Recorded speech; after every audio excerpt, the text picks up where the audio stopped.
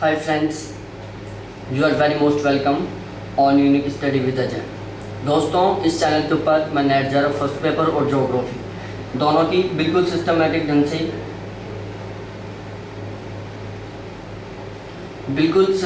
से क्लासेस चला रखा हूँ। तो आप मेरी ये सभी क्लासेस ज्वाइन कर सकते हो जो आपके लिए बहुत हेल्पफुल रहेंगी। ठीक है, तो देखो मैं यहाँ पर जो ज्योग्राफी है उसमें मैं ओशियनोग्राफी पढ़ा रहा हूँ। तो उसमें मैं प्रेजेंट टाइम में यूपीपीएससी के ओल्ड पेपर सॉल्व करवा रहा हूँ। किसके? यूपीपीसीएस के ओल्ड पेपर सॉल्व करवा रहा हूँ। 2004 का पेपर आज हम सॉल्व करेंगे। तो बिल्कुल आपने यदि अभी तक मेरा चैनल सब्सक्राइब नहीं किया है, चैनल के ऊपर नए हो तो प्लीज़ इसको एक बार सब्सक्राइब करें। और यदि आप नोट्स बनाने के टारगेट से एक पेन कॉपी लेके बैठे हो तो इनको साइड में रख दो। हमें नोट्स नहीं बनाना है, हमें केवल खुद को पढ़ना है। हमें हमारी जनरेशन के लिए पढ़ के नोट्स तैयार नहीं करना है, ना ही किसी को दिखाना है कि देखो मैं कितने रजिस्टर भर दिया पढ़ के। नहीं, हमें सिलेक्शन लेके दिखाना है। क्या करना है? सिलेक्शन लेके दिखाना है। जब आपका सिलेक्शन हो जाएगा तब सब कुछ दिख जाएगा। तो हमें क्या करना है? सिलेक्शन लेने के लिए पढ़ना है। तो हमें नोट्स नहीं बनाना है बिल्कुल भी। आपको सभी जो मैं पढ़ाऊंगा ये क्वेश्चन 10 क्वेश्चन रहेंगे इसमें। इन 10 के 10 क्वेश्चनों को अभी ही याद करना है। क्या करना है? अभी बिल्कुल सही ढंग से याद करना है। ठीक है, तो ये लिस्ट फर्स्ट है, लिस्ट सेकंड है। यूपीपीसीएस के 2004 के पेपर में पूछा हुआ एक क्वेश्चन है। ठीक है, और यहाँ पर आपस में सुमेलित करना है कि कौन सा किससे सुमेलित है। तो आप सुमेलित करो इनको, मैं कोई ऑप्शन नहीं देने वाला, आपको डायरेक्टली यहीं से सुमेलित करना है। और यदि आपको सही ढंग से सुमेलित नहीं हो पा रहे हैं, आपका सही ढंग से ये तैयार नहीं है, तो मैं इसी क्वेश्चन का एक अलग से वीडियो बना दिया जिसमें मैंने एशिया, अफ्रीका, उत्तरी अमेरिका, दक्षिण अमेरिका, यूरोप और ऑस्ट्रेलिया, यहाँ की प्रमुख नदियाँ जो कौन कौन से महासागरों में गिरती हैं, कहाँ से निकलती हैं, कौन से सागर में गिरती हैं, उनकी विशेषताएं क्या हैं, इन सभी का मैंने डिस्कस किया उस वीडियो में, जिसको मैं इस वीडियो के आई कार्ड में ऐड कर दूंगा। तो आप इस वीडियो के साथ साथ उस वीडियो को भी जरूर देखना, आई कार्ड में मिल जाएगा आपको जो वीडियो। ठीक है, तो देखो इसका जो हम मिलान करते हैं वो है, देखो सबसे पहले जो आपको बिल्कुल सिंपली तरीके से आती है उसको लो। तो जो लीना है, ओब यानी सी लीना 3 है जो आर्कटिक सागर में गिरती है। ठीक है, उसके बाद माई है जो अरब सागर में गिरती है। माई कहाँ पर गिरती है? अरब सागर में गिरती है। आमुर है जो फारस की खाड़ी में गिरती है। आमुर नदी फारस की खाड़ी में गिरती है और जो टिग्रिस नदी है वो प्रशांत महासागर में गिरती है। ठीक है, अब हम आगे बात करते हैं। क्वेश्चन आ जाता है कि अरल सागर कौन से 2 देशों की सीमाओं के मध्य स्थित है, या अरल सागर को कौन कौन से देशों की सीमा टच करती है। तो देखो ये तो है कजाकिस्तान, जो ये वाला एरिया ना, ये कजाकिस्तान का है। ठीक है, ये है ऊपर वाला कजाकिस्तान, ये एरिया कजाकिस्तान का है। और ये जो दक्षिण वाला एरिया इसके जस्ट नीचे वाला, ये किसका है? ये उज्बेकिस्तान का है। किसका है? ये उज्बेकिस्तान का है। ये ऊपर कजाकिस्तान है, नीचे उज्बेकिस्तान है, और इन दोनों के बीच में ये यहाँ पर अरल सागर। अरल सागर को 2 देशों की सीमा टच करती है, एक कजाकिस्तान की, दूसरा उज्बेकिस्तान की। ठीक है, उसके बाद एक क्वेश्चन बहुत सी बार पूछा जाता है, ये क्वेश्चन सबसे ज़्यादा रिपीट होने वाला क्वेश्चन ये कि कैस्पियन सागर को कौन से देश की सीमा टच करती है। और इस क्वेश्चन को कॉम्प्लिकेट बनाने के लिए वो क्या करता है, यहाँ पर वो इराक जोड़ देता है। क्या करता है? इराक को जोड़ देता है। ध्यान रखना, जो कैस्पियन सागर है उसकी यहाँ पर कजाकिस्तान से सीमा मिलती है, फिर तुर्कमेनिस्तान से, फिर ईरान से, फिर अजरबैजान से और रूस से। ये 5 कंट्रीज हैं जो कैस्पियन सागर से सीमा बनाते हैं। इनको आप नोट कर सकते हो, ये दोनों, कैस्पियन सागर और नेक्स्ट कौन सा है हमारा, इससे पहले कौन सा था? अरल सागर। ठीक है, अब हम पढ़ेंगे पश्चिमी विक्षोभ के बारे में। तो पश्चिमी विक्षोभ ये आप एक नोट्स की तरह लिख सकते हो इसको, यूपीपीसीएस के एग्जाम में आया हुआ क्वेश्चन है। वैसे ये देखो मैं आपको डिटेल से समझा देता हूँ एक बार।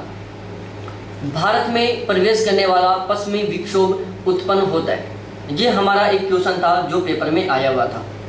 ठीक है, उसका आंसर था पश्चिमी विक्षोभ।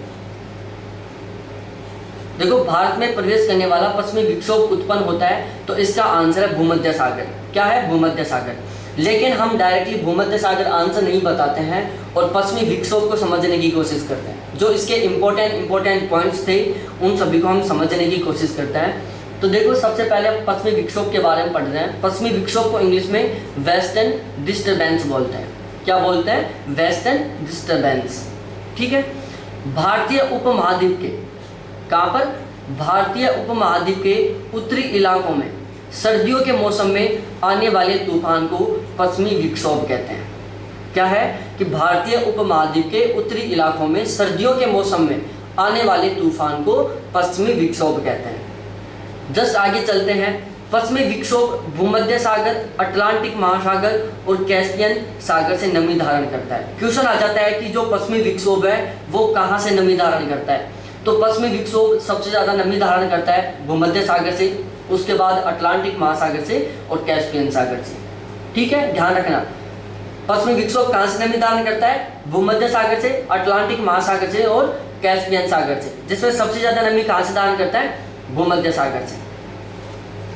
पश्चिमी विक्षोभ है जो उत्तरी भारत, पाकिस्तान और नेपाल, ये 3 कंट्रीज हैं, भारत के निकटवर्ती कंट्रीज है जहाँ पर ये बरसात करता है। पश्चिमी विक्षोभ से वर्षा कहाँ होती है? उत्तरी भारत में होती है, पाकिस्तान में होती है और नेपाल में होती है। उत्तरी भारत में यह विक्षोभ गेहूं की फसल के लिए सर्वाधिक उपयुक्त है। जो उत्तरी भारत है वहाँ पर जो गेहूं की फसल होती है उसके लिए पश्चिमी विक्षोभ बहुत ही बेस्ट है। ठीक है, आगे बात करते हैं। पश्चिमी विक्षोभ भूमध्य सागर से उत्पन्न होता है और यहीं से सर्वाधिक नमी धारण करता है। क्वेश्चन आ जाए कि पश्चिमी विक्षोभ कहाँ से उत्पन्न होता है? भूमध्य सागर से। पश्चिमी विक्षोभ सर्वाधिक नमी कहाँ से धारण करता है? पश्चिमी विक्षोभ से। इसके अलावा अटलांटिक महासागर और कैस्पियन सागर से। ठीक है। पश्चिमी भारत में पश्चिमी विक्षोभ का प्रवेश पश्चिमी जेट प्रभावों के द्वारा होता है। बहुत इंपॉर्टेंट क्वेश्चन है ये भी कि भारत में पश्चिमी विक्षोभ को कौन सी पवनों के द्वारा लाया जाता है? क्वेश्चन आता है कि भारत में पश्चिमी विक्षोभ को कौन सी पवनों के द्वारा लाया जाता है? तो वो है पश्चिमी जेट स्ट्रीम। जो पश्चिमी जेट स्ट्रीम है जो भूमध्य सागर से कौन से साइड आता है? पश्चिम से पूर्व की ओर बहता है। जो पश्चिमी जेट स्ट्रीम है वो पश्चिम से पूर्व दिशा में प्रवाहित होता है। तो ये भूमध्य सागर से उत्पन्न होने वाले मानसूनों को भारत की ओर लेके आता है। पश्चिमी विक्षोभ से शीत ऋतु में बरसात होती है। कब बरसात होती है? शीत ऋतु में। जब हमारे मावट होती है ना, जब सर्दियों में बरसात होती है जिसको हम मावट बोलते हैं, वो मावट किसकी वजह से होता है? पश्चिमी विक्षोभ की वजह से होता है। ठीक है। पश्चिमी विक्षोभ है जो भूमध्य सागर से उत्पन्न होता है, उसके बाद इराक में आता है, फिर ईरान में आता है, फिर अफगानिस्तान में आता है, उसके बाद पाकिस्तान में आता है और फिर भारत में आता है। भूमध्य सागर से उत्पन्न होकर इराक, ईरान, अफगानिस्तान, पाकिस्तान होते हुए भारत में प्रवेश करता है। तो ये था कुछ पश्चिमी विक्षोभ के बारे में इंपॉर्टेंट पॉइंट्स। इनको आप नोट कर सकते हो, यूपीपीसीएस के पेपर में पूछे हुए क्वेश्चन है ये। ठीक है, अब चलते हैं हम आगे। आगे है सार्गेसो सागर। 37वां क्वेश्चन है हमारा यूपीपीसीएस का। देखो, जो सार्गेसो सागर है उसके बारे में मैं पहले एक फुल डिटेल से वीडियो बना चुका हूँ, ओशियनोग्राफी में ये। इसके अलावा मैं इसको जो सागर थे वहाँ पर समझा चुका हूँ, जलधाराओं में समझा चुका हूँ। तो आपने यदि नहीं देखा है तो इनके वीडियोस को जरूर देखना। मैं आई कार्ड में इसकी प्लेलिस्ट ऐड कर दूंगा, ध्यान रखना, आई कार्ड में मैं प्लेलिस्ट ऐड कर दूंगा। जो सार्गेसो सागर का क्वेश्चन था ये छत्तीसगढ़ पीसीएस एग्जाम में आया हुआ है 2003 में, यूपीआरओ के एग्जाम में आया हुआ है 2014 में, आरएसआरटीएस में आया हुआ है 1999 में और यूपीपीसीएस में आया हुआ है 2016 में। ठीक है, अब हम बात करते हैं सार्गेसो सागर के बारे में। देखो क्या है, उत्तरी अटलांटिक महासागर में है। सार्गेसो सागर के बारे में बिल्कुल डिटेल से समझा चुका हूँ, लेकिन ये क्वेश्चन बना हुआ है। देखो पेपर में क्या होता है, पेपर में वो चीज़ें पूछी जाती हैं जो हमें बुकों में देखने को नहीं मिलती हैं, ध्यान रखना ये बात। या फिर वो क्वेश्चन पूछे जाते हैं जिनको हम पढ़कर इग्नोर कर देते हैं कि यार ये तो हो ही नहीं सकता यार, जिसके ऊपर हमारा ध्यान ही नहीं जाता। क्वेश्चन वहीं से बनता है जिस टॉपिक के ऊपर हमारा ध्यान नहीं जाता, और फिर हम पढ़ के और खुद को इंटेलिजेंट समझते हैं और पेपर वहीं से बन के आता है। ठीक है, तो सार्गेसो सागर के बारे में बता दूं मैं आपको, ये उत्तरी अटलांटिक महासागर में है। इसका जो अक्षांश विस्तार है वो है 20 से 40 डिग्री उत्तरी अक्षांश, और जो देशांतरीय विस्तार है वो है 35 से 75 डिग्री पश्चिमी देशांतर।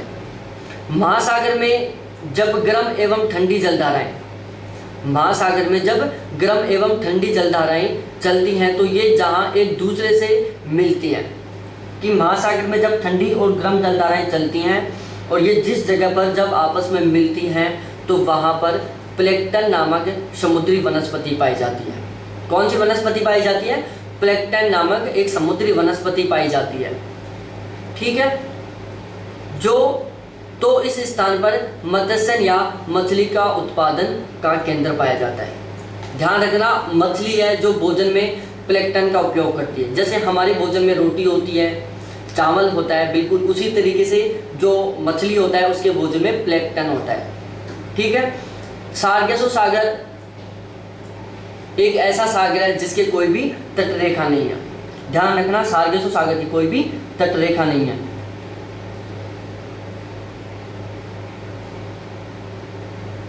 अब चलो थोड़ा आगे, अब हम बात करते हैं यहाँ पर कुछ मछली बैंक है उनके बारे में। देखो मैंने पहले बता दिया था मैं केवल वो कंटेंट पढ़ाऊंगा जो एग्जाम में आएगा। ठीक है, मैं डायरेक्टली ये जो क्वेश्चन था सार्गेसो सागर आपको सविंदर सिंह में भी मिल जाएगा, संजय सिंह क्रॉनिकल में भी मिल जाएगा, खुल्लर में भी मिल जाएगा, और भी बहुत सारी बुक है मार्केट में, महेश कुमार बनवाल में मिल जाएगा, गूगल पर मिल जाएगा। लेकिन मैं वहाँ से लिख के बना सकता था। मैंने सार्गेसो सागर 2 जगह पढ़ा दिया, इसको मैं एक साथ लिख के बता सकता था आपको, लेकिन मैंने नहीं बताया क्योंकि हमें वो कंटेंट वहाँ पर नहीं मिल पाता जो एग्जाम में आता है।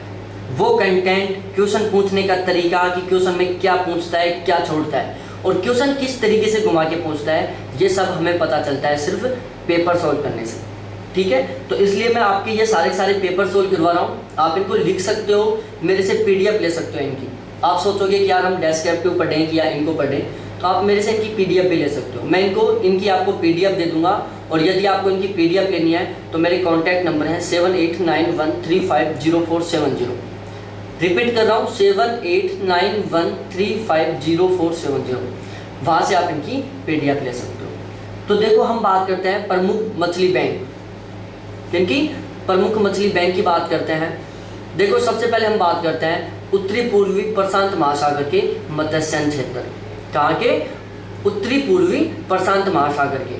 देखो उत्तरी पूर्वी प्रशांत महासागर में विक्टोरिया है, वैंकूवर है, पोर्टलैंड है, प्रिंस रूपर्ट है और सिएटल है। जो उत्तरी पूर्वी प्रशांत महासागर है वहाँ पर मत्स्य क्षेत्र है, विक्टोरिया है, वैंकूवर है, पोर्टलैंड है, प्रिंस रूपर्ट है और सिएटल है।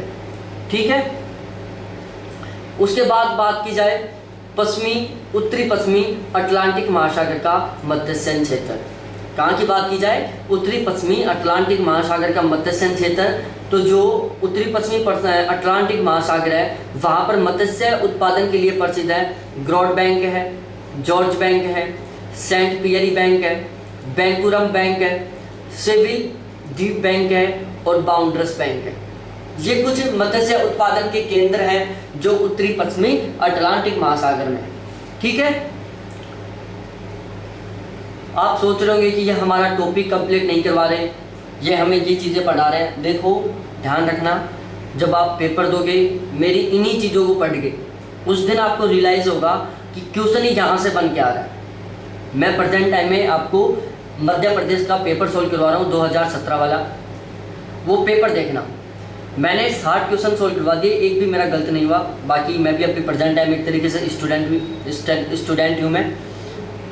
तो ध्यान रखो, वैसे आप हर टॉपिक के लिए मार्केट में एक अलग से बुक मिल जाती है हमें, लेकिन सिलेक्शन वही कैंडिडेट ले पाते हैं जो सिलेक्टेड कंटेंट पढ़ते हैं। क्या है कि सिलेक्शन वही कैंडिडेट ले पाते हैं जो सिलेक्टेड कंटेंट पढ़ते हैं, और सबसे सिलेक्टेड कंटेंट है आप पिछले पेपर सोल्व करो डेस्क्रिप्टिव टाइप से, क्योंकि पेपर वहीं से बन के आता है।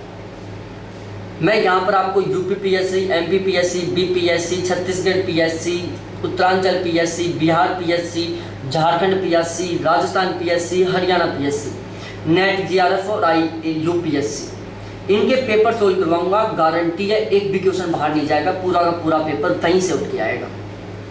ठीक है, अब हम आगे चलते हैं थोड़ा। तो ये था हमारा, इसी के साथ हमारा जो आज का पीडीएफ था, ये छोटा पीडीएफ बना था, छोटा वीडियो बना था, तो ये कंप्लीट होता है। आप इसको अब भी याद कर लो, बात के लिए मत छोड़ो इसको, और बिल्कुल इसी तरीके से आपको मेरे साथ जुड़े रहना है। तो चैनल को अभी सब्सक्राइब करो, बेल आइकन को दबाओ, और इनकी पीडीएफ लेना चाहो तो पीडीएफ ले लेना मेरे से, कॉन्टैक्ट नंबर मैंने बता दिया। थैंक्स देखने के लिए, बाय।